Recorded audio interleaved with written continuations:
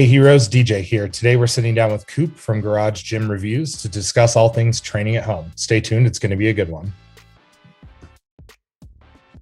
All right, so welcome heroes. We're sitting down with Coop today from Garage Gym Reviews. Coop, why don't you go ahead and just give us a little intro into yourself, into Garage Gym Reviews, and fill in the people who aren't following you or maybe don't know who you are yet. If you're not following Coop, go follow him. It's a great follow. Definitely, yeah. So my full name is Cooper Mitchell, but everybody on the internet knows me as Coop.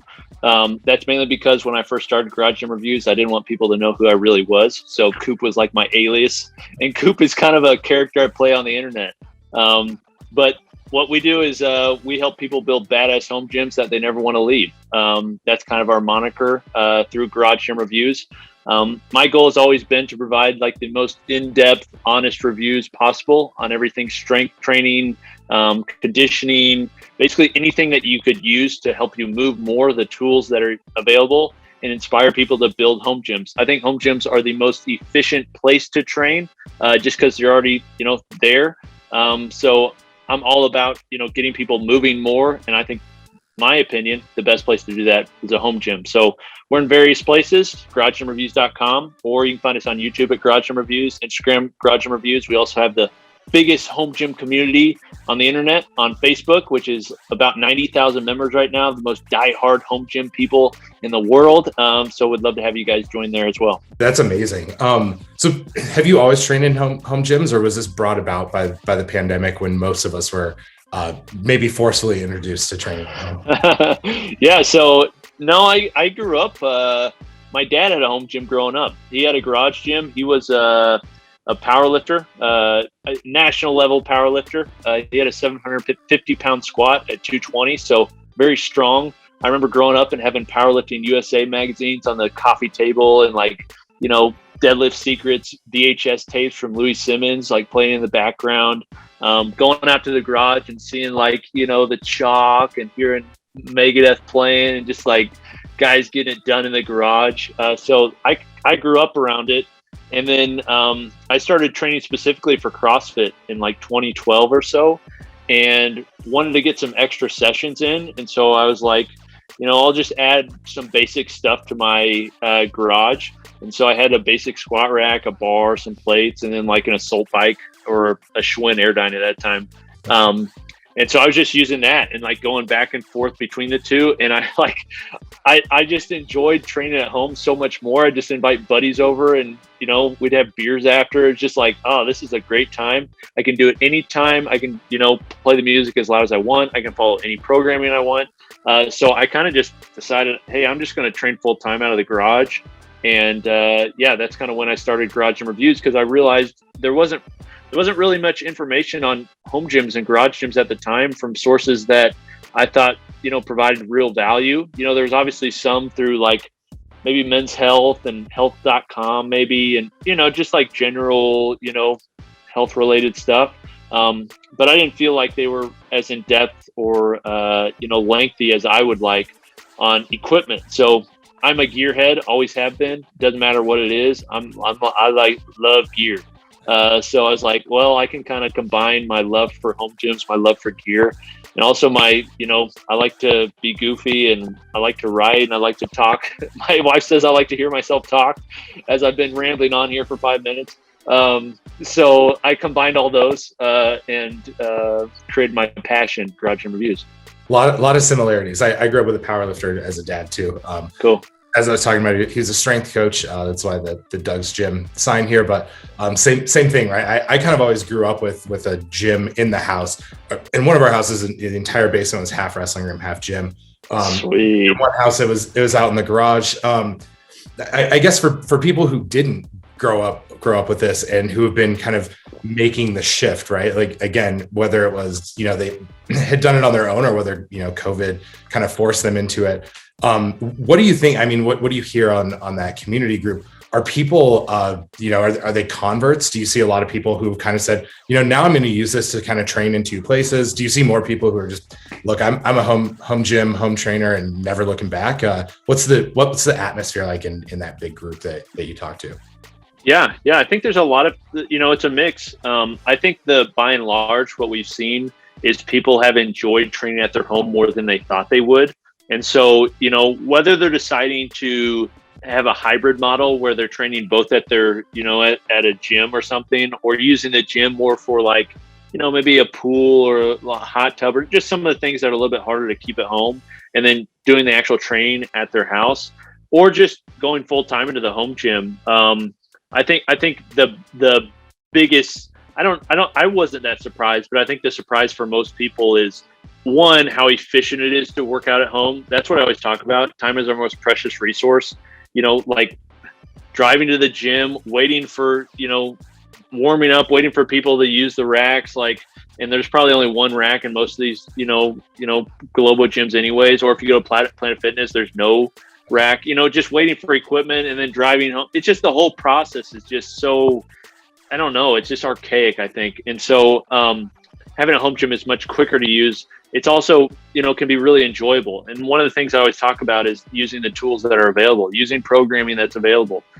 There's a lot of companies also that are trying to create connected home gyms, whether it's, the smart home gyms like we see through Tonal or Peloton or Mirror, Tempo. There's so many that are coming out that are really bringing people together within their home gym.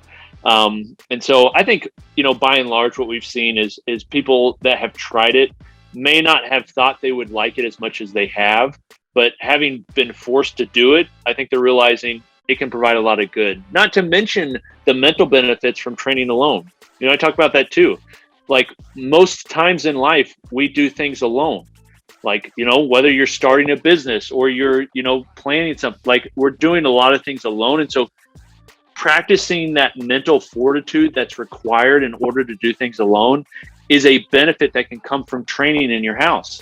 Which is something I think we usually just look at the physical, but I think the mental is another thing that's trained in your home gym. That's a great point. I mean, such a valuable point of the lessons you learn in the weight room, have always been key to the culture for sure. And, they're a little different for sure in the home gym. And I wanted to come back to something you were talking about, which is a bit of community, right? We're talking about these connected home gyms. And certainly at TrainHeroic, that's a huge part of what we do, right? We're trying to make connections. And so it's whether it's connecting you, as an athlete to your coach. And we use those terms very broadly, right? If you have a body and you want to move, you're an athlete. If you're making programming for somebody responsible for their motivation and their commitment, you're a coach. So whether it's connecting those people or connecting you to a community of people maybe doing the same training, that's something certainly core to what we're doing. Is that one of the things that you've seen people, talk about missing the most, or is it something that people are finding through these, virtual communities? Yeah, I think people definitely miss the community atmosphere. As humans, we're community oriented. We like people, regardless of whether you're an introvert or extrovert.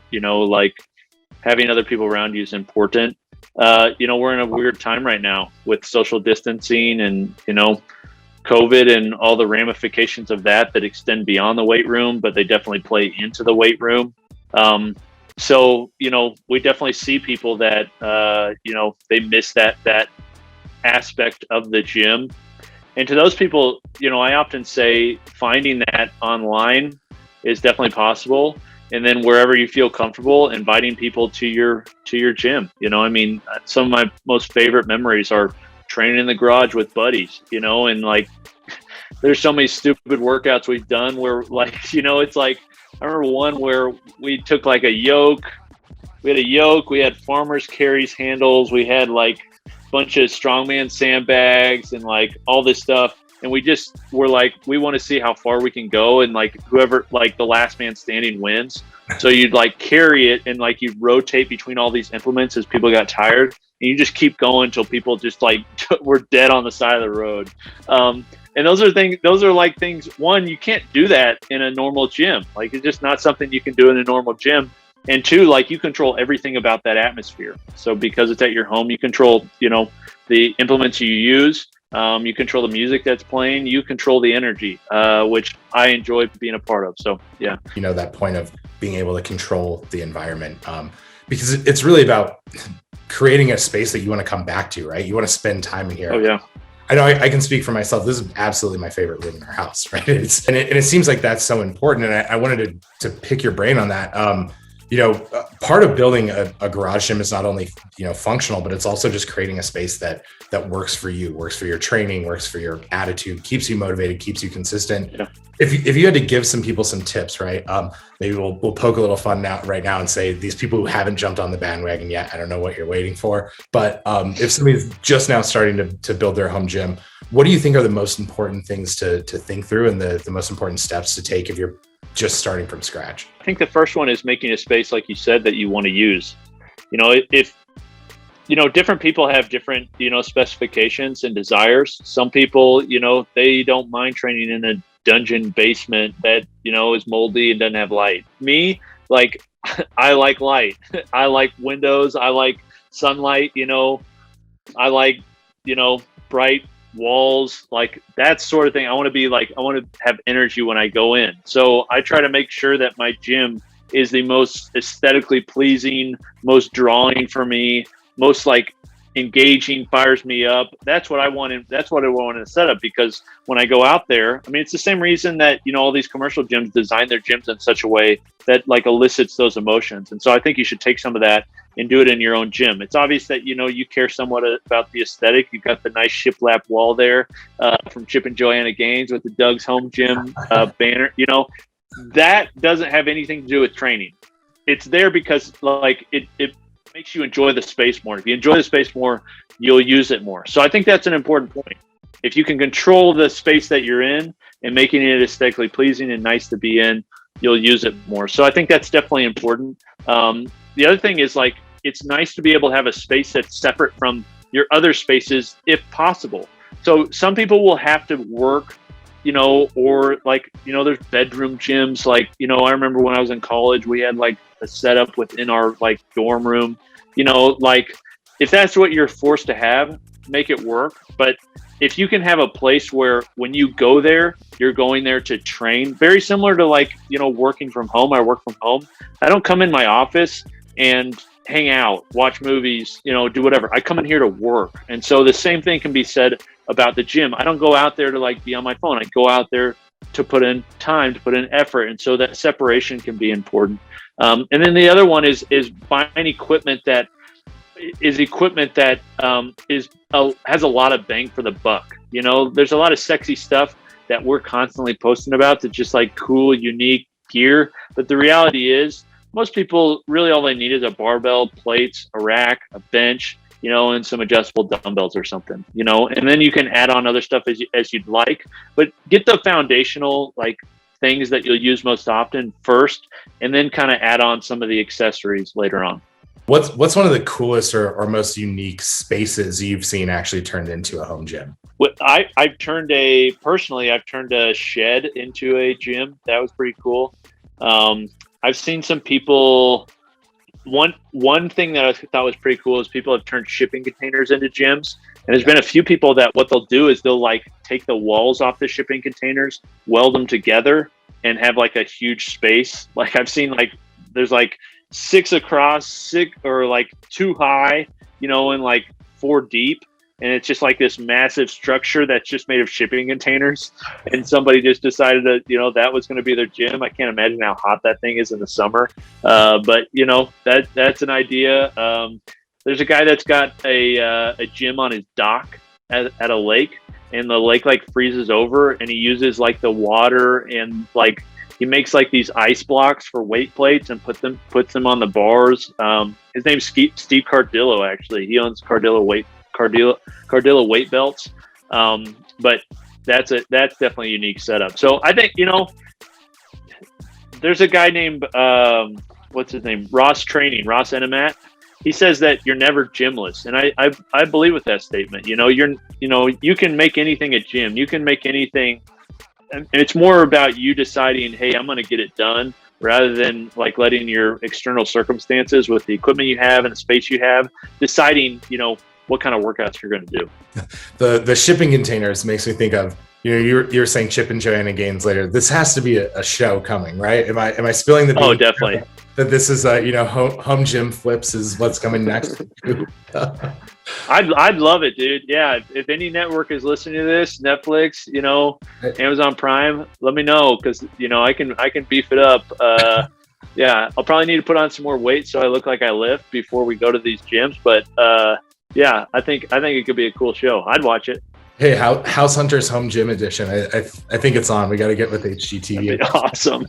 I'm curious. Obviously, you have probably, I don't know if this is a verified thing, but you've probably tested more weight equipment than anyone, maybe in the world. What are some of your favorites, both from maybe novelty, just to function? What are the things that you've tested that you're like, I have to have this? That's a hard one. That's like asking me who my favorite child is, or like who your favorite band is. I've got a lot. I got a lot of just a couple off the top of my head that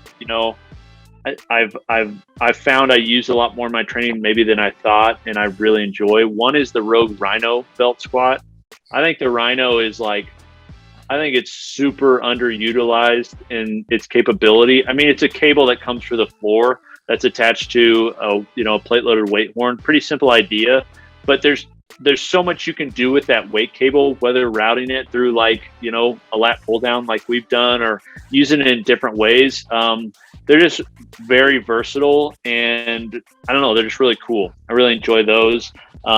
There's a bar out that came out recently from a company called Gungner, and it's in the sleeves. There's a collar within the sleeves, so rather than having to have an external collar that goes on, it pops out. It's magnetic, it's titanium, and then it slides into these slots, and it sounds like, oh, that is very much a novelty, and how useful would that be? And I had that same thought. I was like, man, this is probably going to be a gimmick. But no, this thing is awesome. It holds the plates on well.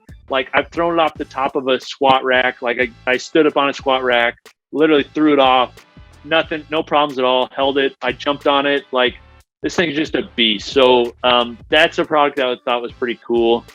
The smart home gyms that are coming out are freaking epic. They're way better than I think most people give them credit for. Tonal, that's an example. I thought Tonal was just going to be some athleisure, this isn't serious training. It was good. It was cool. I was pleasantly surprised by it. So there's quite a few out there, but those are three that are the top of my head.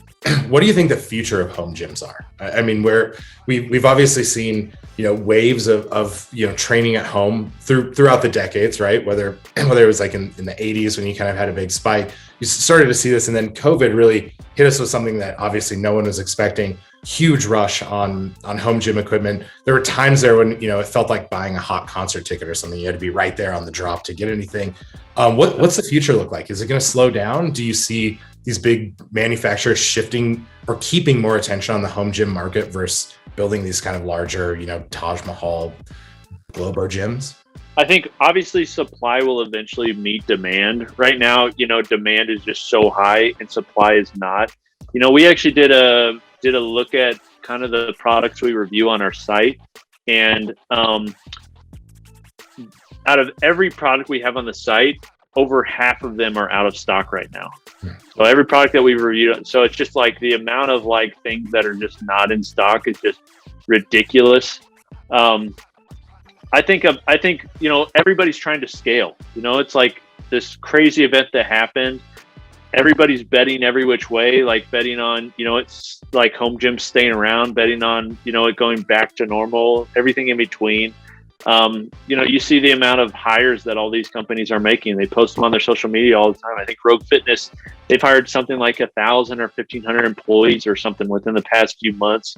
I think doubled their manufacturing capability or something. Just absolutely ridiculous amounts of scaling, bringing people on and, buying machinery, all those sorts of things. So I think we'll see that. I think we'll see those meet. As far as new companies coming in the space, I think so for sure. I think for a long time, there were a lot of the companies that were focused just on university market, just on, Globo Gym market, and that are now focusing, on the home gym market. I think specifically Sornex. Sornex has started to focus, a lot of marketing from what I see on the home gym market, which I was telling them about years ago. I think another company is Hammer Strength. Hammer Strength has never done anything in home gyms. Well, they came out with the home gym squat rack and are now calling me all the time about coming up with some ideas for them to create more products and promote their products and stuff. So there's all these companies that typically, didn't have any interest in this environment and thought it was too small, thought it wasn't for them, and now are seeing like there's a lot of buyers here and there's a lot of buying dollars here. So it's worth making products for. So yeah. If there were one thing that would get people out of their home gym, and whether it's something they miss or whether it's something you can't really manufacture at home, like what are those things that you see, as potentials that could slow this down? Yeah, I think the biggest thing to overcome is that community piece. The biggest thing right now that, I think, which this is something that's trying to be solved from the work from home, movement. I mean, like this is the same problem that's had to be solved by everybody within this time in which we're socially distanced. So that's the problem that I think, is going to need to be overcome. And I think, there's a lot of unique solutions that are coming out that will facilitate that, and a lot of new ones that we aren't even aware of yet. But you see, the amount of venture capital being pumped into these fitness companies that are working on connected experiences. This is something that a lot of people are trying to solve. A lot of people that are smarter than me and have more money than me. So I think it can be done. But I think that's the biggest hurdle. But I think it'll be overcome. We're definitely one of those companies focused on that. Focus on building that community. Sorry, that'll be the only shameless plug for this time. But no, you're good. No, you're good. It's something we're very focused on, right? Is bringing that connectedness again to people who are training from all over the world. Hopefully, our missions build a world full of connected heroes. Totally. Yeah. No, I think the lack of connectedness, the lack of competition in the home gym, if you can combine that with a home gym, I think it's two superpowers coming together. I think it'd be great. Let's dig into that. What do you think it is? We talked about this a bit, but what specifically do you think it is about community? Is it the encouragement, the motivation? Is it staying consistent and having other people hold you consistent? Is it competition and just somebody driving you harder? I mean, what do you think is really the driver behind that want for a community, especially among people who train pretty seriously? Yeah, I think accountability is definitely one, which is why, I like talking about people having coaches or having some sort of help. I have a coach, who trains me and who I'm accountable to. I think it's helpful. The other side is the competition aspect. There's a reason that CrossFit grew as big and as quickly as it did. And one of the reasons was the competition. Like you go in a CrossFit gym and there's just that feeling of I want to beat other people. That's really motivating, and that can be really great in a training environment, having somebody else who you're leaderboarding against. And you see this with all these, these tech companies that are creating, smart home gyms. They're adding leaderboards. Being able to compete against other people within free weights would be a great, I think that'd be a great thing to add. What's next for garage gym reviews, right? We talked about the whole industry as a whole. What's next specifically for you? What can we be on the lookout for? Kind of doing a lot of the same stuff we have, ramping up quite a bit. We've recently brought on quite a few members to the team. Our goal, we've kind of focused a lot on strength training equipment, but there's a whole different aspect to the market that's into conditioning stuff, into treadmills, into ellipticals, even into all these different, pieces of equipment that aren't necessarily my favorite piece of equipment to use. But if my true goal is getting people to move more, then really anything that helps people accomplish that, I think is worthwhile and worth giving a good, honest opinion on. So those are some things that, we're looking to do. And then the other thing is connecting the home gym community in greater ways. So obviously, this is one that a lot of people are trying to solve is how do you get home gym, how do you get people together? And so, that's another thing that, we're ideating on and just trying to figure out, what are ways that we can, we have these big audiences of home gym owners. How do we bring these people together? How do we connect them so they can help each other? And the Facebook group was one, quick way of doing that. And it's shown that it's done really well. And so kind of extending that and creating greater relationships among people. That's awesome. Hey, thank you so much. I really appreciate it. We'll make sure to put all the garage gym review handles and websites and everything here. I wouldn't say this if I didn't mean it wholeheartedly. Great follow. I mean, super educational and also entertaining as hell. Coop, really appreciate it, man. Hope to talk more in the future. Thank you. Appreciate it, man.